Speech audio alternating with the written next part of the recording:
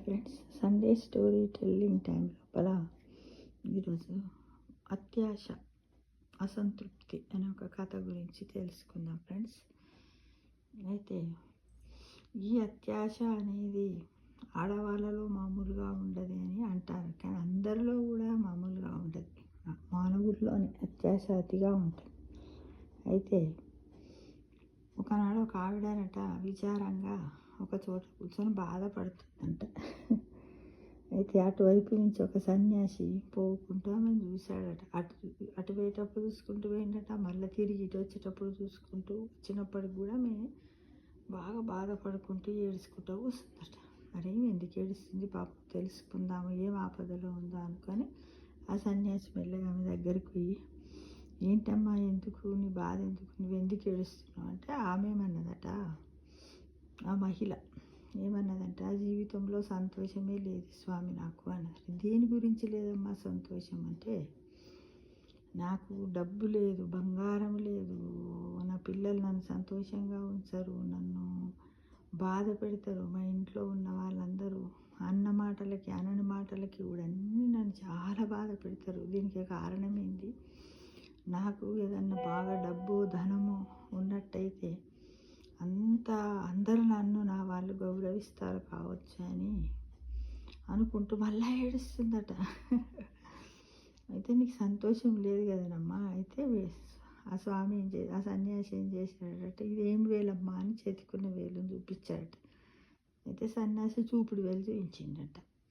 ఆ చూపుడు వేలు చూసి, చూడమ్మా ఇట్లా చెయ్యి చాపుతున్నా, ఇక చూపుడు వేలుతో అక్కడ రాయిందా, ఆ రాయిని నేను బంగారం చేస్తా, అప్పుడు నీకు నిమ్మలమేనా అంటాడట. సరే అంటది. ఆ సన్యాసి వెంటనే ఏం చేస్తాడు, ఈ ఏలును ఆ రాయికి చూపిస్తే ఆ రాయి బంగారు రాయిగా మారిపోయింది.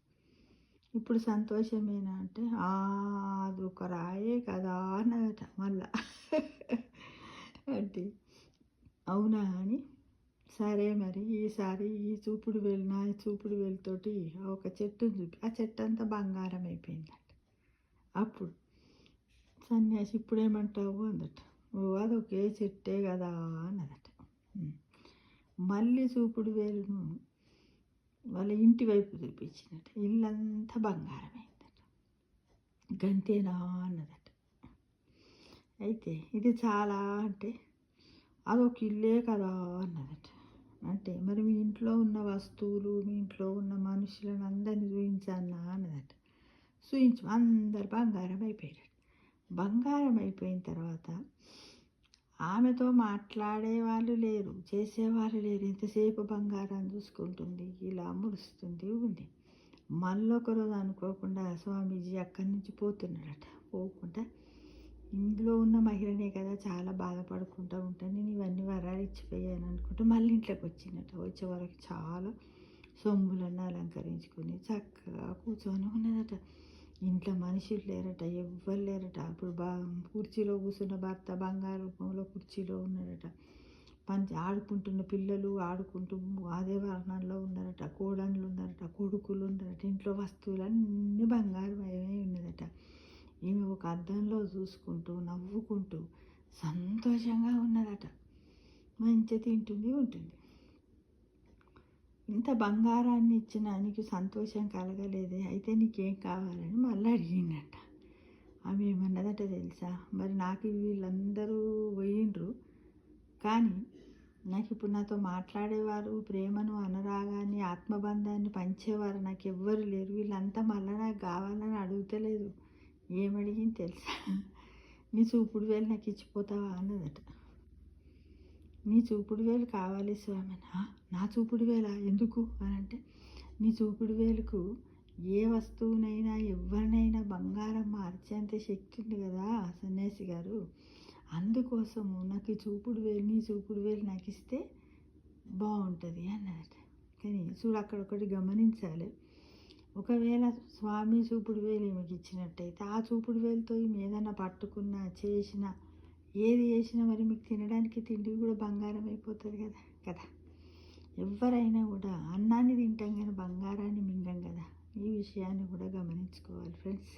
కాబట్టి అత్యాశ దుర్బుద్ధి, దురాశ దుఃఖమునకు చేటు అంటారు కదా.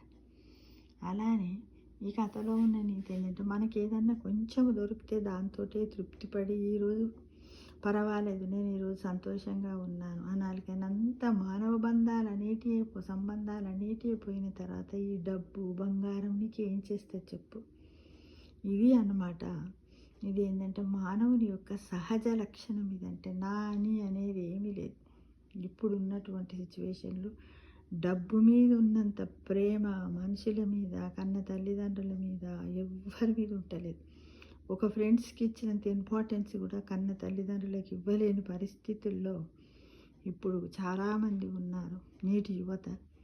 కాబట్టి ఇది ఎంతవరకు సమంజసం చెప్పండి. మనం అందరం ఎలా ఉండాలి? అత్యాశ వద్దు, అవసరానికి మించిన ధనమే కావాలని కోరుకోవాలి ఫ్రెండ్స్ కదా.